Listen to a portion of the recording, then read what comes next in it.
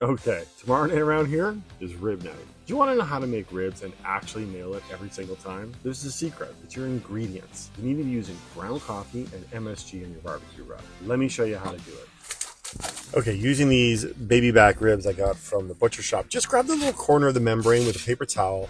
Makes it a lot easier. You rip the membranes off. You need to do this so the rub can get into the flesh of the meat. So let's make the rub.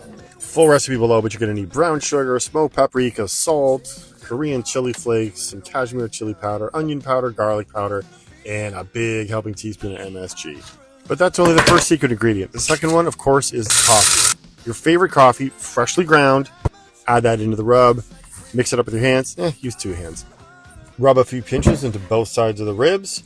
Place on a wire rack and stick them in the fridge for at least a couple hours, preferably overnight. Okay, get your grill set to about 220. We're going to do low and slow in the 3-2-1 method. 3 hours uncovered, 2 hours covered, and then another hour uncovered again, but with sauce all over. Last minute, decided to turn this into chicken and ribs. Everybody loves chicken and ribs. Same rub on the chicken, low and slow during the wrap session, and of course during the barbecue sauce session. And this is the perfect summer menu, man, chicken and ribs. Those ribs were rip apart tender. Everyone was just sitting around happy. Threw on a great summer movie, great bottle of wine. Just sitting around watching Marty McFly save the universe. Happy summer, everybody.